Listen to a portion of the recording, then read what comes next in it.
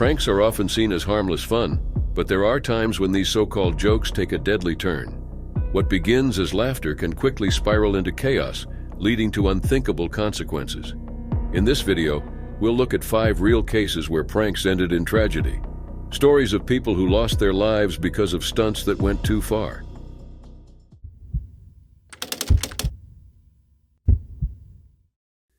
It was December 4, 2012, in London, England.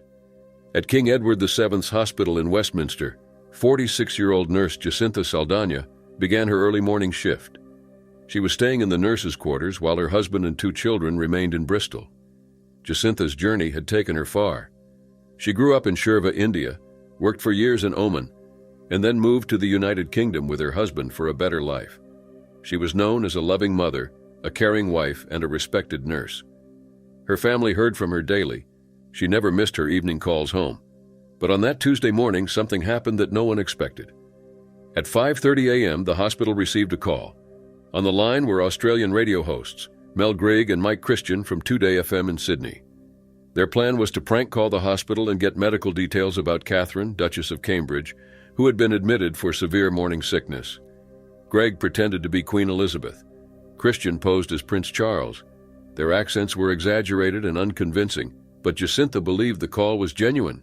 Without questioning it, she transferred the call to the nurse caring for the Duchess. That nurse unknowingly gave details about the Duchess's condition.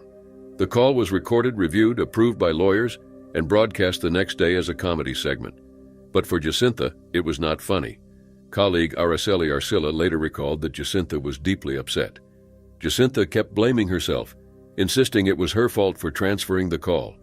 In an email to the second nurse, she admitted that it was all her fault, that she felt very bad about it, was extremely upset and did not know what to do. The hospital publicly stated that she wasn't being blamed, but Jacinta remained shaken. To make things worse, within an hour of the prank, one of the DJs reportedly called her again, this time saying it was all a joke and would be aired. For someone with no media experience, this only added to her distress. Jacinta soon became withdrawn. She stopped calling her family at night. Her husband, Benedict Barboza, grew concerned when she didn't answer. On December 7th at 9:30 a.m., staff checked her room and found her unresponsive. Investigators later confirmed she had died and noted indications of earlier emotional struggles. She left 3 handwritten notes. One blamed the radio presenters, another gave instructions for her funeral, and the third criticized the hospital's handling of the incident. Later reports revealed she had previously been prescribed medication for emotional health and had faced personal challenges in the past. Her passing drew global attention. In India, protests broke out, with banners demanding justice for Jacinta. Her family in Mangalore was devastated. Her sister dismissed rumors of marital trouble, saying Jacinta and her husband spoke daily and had a strong bond. She had even raised her younger sister's daughter as her own. Her mother, who had a heart condition, broke down in tears when she finally learned the truth. On December 17th, her funeral was held in her hometown of Shirva, attended by over 1,000 people. The hospital insisted Jacinta was not blamed, though her family questioned how she was treated afterward. They pressed the hospital for answers, but felt they never received them. The radio station faced backlash. Advertisers pulled out, the show was canceled, and the station donated 500,000 Australian dollars to a memorial fund for her family. Mel Grigg later said she had suggested editing the call, but she was ignored. She later sued the station and settled. Christian returned to the radio and was even rewarded by his network. Investigations followed. London police and prosecutors ruled out charges, saying the call was misguided but not malicious. However, Australia's media authority found the station had broken broadcasting rules and treated Jacinta unfairly. In one of her notes, Jacinta had asked to be buried in her home village in India. That wish was honored. Her husband described her as brave, loving, and devoted to her family. What began as a prank call ended in tragedy. Jacinta Saldana was a real person, a mother, a wife, and a nurse, caught in a situation she never asked for.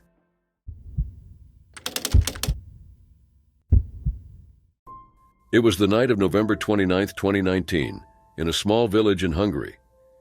43-year-old Zsolt Gobolos, a public worker, was spending the evening at the local pub. He was well-liked, known as honest and kind. He wasn't someone who drank heavily or caused problems. That night, Zsolt sat at a table on the pub's terrace and eventually dozed off. It was cold outside, but to those around, he just looked like he was resting. What happened next turned into one of the most senseless tragedies the village had ever seen. Zolt had 4 children, though he hadn't been able to raise them on his own in recent years. Their godmother, 27-year-old Ramona Torok, had stepped in to care for them. Still, Zolt tried to stay involved in their lives. On that Friday night, he told his father, 68-year-old Imre Gobelos, that he was only going to the store. That would be the last time they spoke. As Zolt slept at the table, 3 other guests at the pub noticed him. Instead of letting him be or helping him, they decided to make fun of him. They tied a chair to his back and used electrical tape to bind his hands and feet. They laughed as they did it. The bartender didn't stop them. Instead, he recorded the scene on video and shared it with friends. Soon, much of the village had seen the clip and laughed at Zolt's expense. To most, it seemed like a harmless prank. One customer told them to untie Zolt. The bartender said they would, but no one actually did. The pub eventually closed, leaving Zolt outside tied up in the freezing cold. From the timeline, Zolt had fallen asleep around 7 p.m. By the time he was discovered the next morning, nearly 10 hours had passed. He was awake during much of that time, unable to move, slowly losing body heat. At some point, he fell from the table to the ground. He tried to move, but the tape and chair kept him trapped. By 4 a.m., a bus driver found him lying there and called emergency services. But it was too late. Zolt's body temperature had dropped too far. He had entered severe hypothermia, and he could not be saved. News of his death shocked the community. Ramona, who had been raising his children, now faced the painful task of telling them their father was gone. She vowed that she would never forgive those who had left him in such a state. Imre, his father, struggled to accept the reality. He could not bring himself to believe that he would never see his son again. No one had apologized, and he expressed only the hope that those responsible would one day feel what his son had endured. When reporters visited the pub, the owner refused to comment. He gave no explanation for why his employee filmed the incident instead of helping. Police later confirmed that 3 men had been questioned. They were charged with negligent homicide, which means causing someone's death through reckless actions. They were released while the investigation continued. One suspect's mother defended her son, insisting he hadn't taken part. In tears, she explained that she had already buried her husband and now lived with shame. The cause of death was hypothermia. In freezing conditions, the body loses heat faster than it can produce it. Below 95 degrees Fahrenheit, the body begins shutting down. For nearly 10 hours, Zolt's body temperature dropped until he could no longer fight it. And it all began because people thought it would be funny to tie him up and record it. In the end, a father of 4 was left to die outside while others laughed at his suffering. A man's life ended not by illness or violence, but by cruelty and neglect, and Zolt never made it home.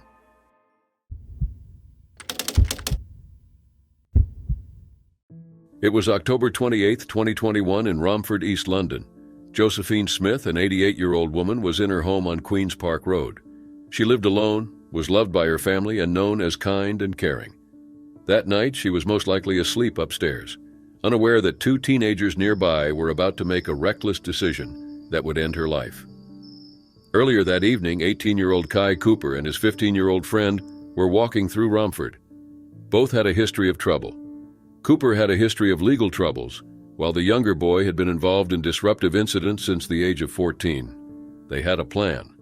Cooper walked into a fireworks shop and asked the clerk, 59-year-old Mark Vardy, for fireworks that would go far and quick.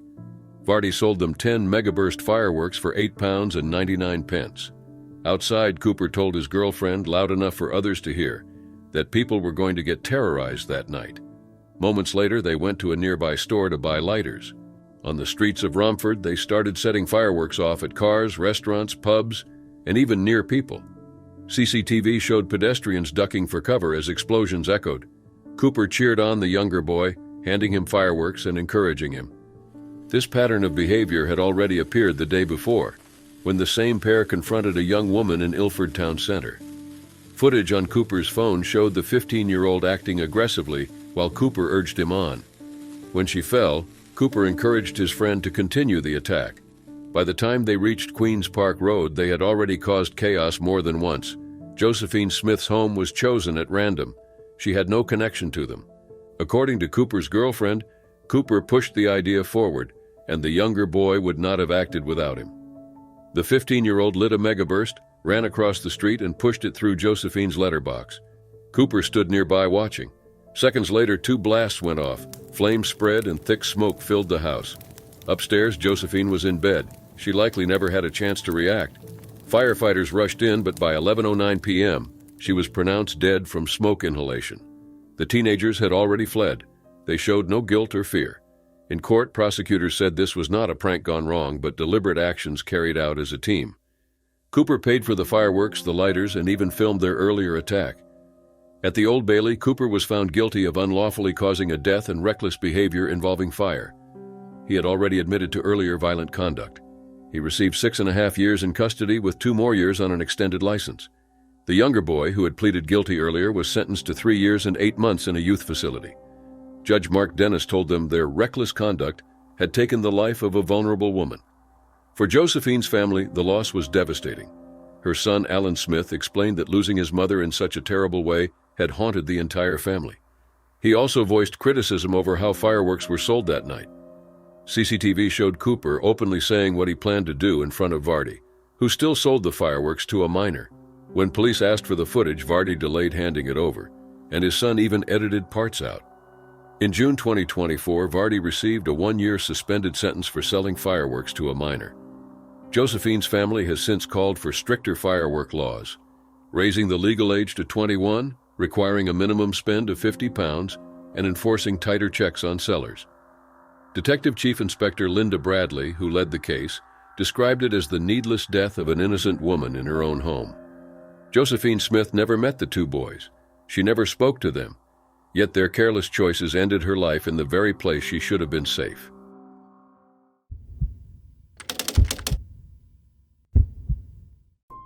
It was August 17, 2011, in Circleville, Ohio, a quiet town just southeast of Columbus. That afternoon, 81-year-old Jean Shea was driving north on Huber-Hitler Road with her 85-year-old sister, Mary Spangler, sitting beside her. The two were running errands. Nothing seemed unusual. Both had lived in the area their entire lives and were well known in the community. Mary had worked 30 years at River Brothers Oil in Chillicothe and stayed active with her church, while Jean was also retired. The sisters spent much of their time together, but just before reaching the intersection with State Route 56, something had changed. The stop sign there, meant to warn drivers like Jean, had been completely wrapped in heavy plastic wrap. To make it worse, petroleum jelly was smeared across it. From the driver's seat, the sign looked like nothing but shiny metal. At 4:45 p.m., Jean drove straight through the intersection without stopping. A vehicle traveling on Route 56 hit her car at full speed. The crash was violent. Mary Spangler died instantly. Jean was rushed to Grant Medical Center in Columbus in critical condition. Doctors prepared for emergency surgery and told her family that one of her legs might need to be surgically removed. First responders at the scene noticed the stop sign was covered. Sheriff Dwight Radcliffe described the layers of plastic as massive and clearly intentional. Then calls began flooding in. Some people reported seeing the stop sign earlier that day and thinking it looked odd. Others pointed deputies toward Facebook posts made by 2 local teenagers, 18-year-old Derek Greenlee and 19-year-old Seth Stonerock. The teens had just graduated from Logan Elm High School. Greenlee was a star golfer, and Stonerock was a basketball player. Neither had a criminal history, but online they had been bragging about pranks, wrapping cars in plastic, and more recently a stop sign. The post disappeared soon after the crash, but deputies obtained Walmart surveillance footage showing the 2 buying 5 boxes of plastic wrap. Investigators also found a signature used at the time of purchase. Stonerock admitted he had wrapped the stop sign while Greenlee stayed in the truck. Greenlee reportedly told him it was a bad idea, but he didn't stop it, and never told anyone afterward. Both teens were charged with involuntary wrongful death and tampering with a traffic control device. Later, Judge Gary Dumb dismissed the wrongful death charge against Greenlee, saying there wasn't enough evidence that he directly caused the crash. Stonerock's charge remained. By then, the case was already gaining attention across Ohio. But on September 7th, after 3 weeks in the hospital, Jean Shea passed away from complications. Doctors were preparing for a major operation on her leg above the knee, but she never recovered. At the crash site, the community built a memorial with wooden crosses and flowers. One message read, "To the cowardly people who covered this stop sign, you caused the death of an elderly woman. May God have mercy on your souls." Anger grew even stronger when it was revealed that a dispatcher, Corporal Kimberly Chapman, had received 2 calls about the covered stop sign before the crash but never acted. She was later fired for neglect of duty. In court, Greenlee's lawyer argued that his client had never touched the sign, maintaining that not every tragedy amounted to a crime. Prosecutors disagreed, highlighting the teenagers' online posts and their attempts to delete them afterward. Both teenagers were released after posting $25,000 bonds, and their cases were expected to go before a grand jury. Sheriff Radcliffe later stated that there was no doubt the covered stop sign had led to the accident, and emphasized that the family was devastated. This wasn't the first so-called prank in Ohio with deadly results. In 2005, 5 teens placed a deer decoy in a road, causing a crash that injured 2 others. 4 served 60 days in detention, and 1 served 90. But Circleville was different. 2 women who had lived quiet lives were gone. 2 teenagers faced the consequences of a thoughtless act. A sheriff's employee lost her job. What started as a prank ended in death, heartbreak, and unanswered questions. One careless choice, wrapping a stop sign, destroyed lives.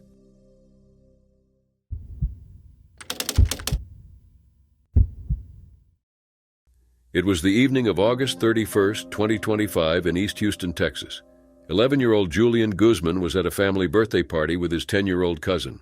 The 2 were like brothers, and when the party began to wind down, they decided to head outside to play. They weren't looking for trouble. They just wanted something fun to do. The boys picked a game that has been around for years: Ding Dong Ditch, ringing a doorbell and running away before the person inside could answer. It was late, around 11 p.m., but they were still full of energy. They ran from house to house, laughing in the dark streets. No one yelled, no one chased them. It was only a joke in their eyes. Then they reached a blue 2-story house on Mimbro Street. It looked quiet, with a wide porch and windows far from the front door. It seemed like the perfect spot. Julian walked up and rang the bell. The boys took off running, making it about 20 feet before things changed. A man stepped outside, dressed in black and holding a firearm. His name was Gonzalo Leon Jr., a 42-year-old Army veteran. He was inside that night with his wife and 2-year-old daughter. According to prosecutors, Leon did not simply check the door. He walked to the edge of his property, stopped near a street sign, and opened fire. The first shot hit the ground. The second struck Julian in the back as he ran. His cousin saw it all. Julian collapsed, screaming for help.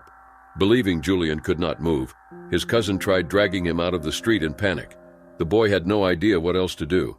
Later, investigators confirmed Julian had no weapon, had stolen nothing, and was only playing. His phone, still recording, captured the prank, the loud bangs, and his final breaths. This footage became central to the case. Emergency crews arrived quickly and rushed him to the hospital. Despite efforts to save him, Julian passed away the next day. At first, Leon was questioned but not arrested. By September 2nd, prosecutors charged him, saying he acted with intent. That same day, a SWAT team found him at a La Quinta hotel about 20 miles away. He had bags of clothes packed. Prosecutors suggested he was preparing to leave town, though his attorney argued he only left because cameras surrounded his home. The court set his bond at $1 million. Inside his house, police found around 20 weapons, including rifles and handguns. Records showed Leon served in Afghanistan in 2014 and later in the Texas National Guard until 2021. His attorney described him as a disabled veteran, but prosecutors rejected claims of self-defense. District Attorney Sean Tier stated that there had been no threat and explained that Julian was running away on a public street. Police had no surveillance footage, but they had eyewitness accounts, the audio recording, and the medical report. Sadly, this wasn't the first prank that ended in death. In 2023, a California man was convicted after chasing and striking 3 teens with his car. Earlier in 2025, a Virginia man shot a teenager filming a ding-dong ditch video for TikTok. What many see as harmless pranks have grown popular online, but they have also led to tragedy. In Houston, Julian's family was left to bear an unbearable loss. His obituary described him as joyful and kind, with a love for sports, video games, and cooking. His mother, Janet Rodriguez, expressed her grief, saying that he had been just a child who harmed no one, taken far too young, with an entire life still ahead of him. A visitation was held on September 5th, and the funeral followed the next day. Julian left behind his parents, 2 brothers, and many friends who now grieve his absence. The case against Leon continues. If convicted, he faces up to 99 years in prison, with prosecutors considering harsher penalties. For now, the community is left with a painful truth. An 11-year-old boy lost his life for a simple prank.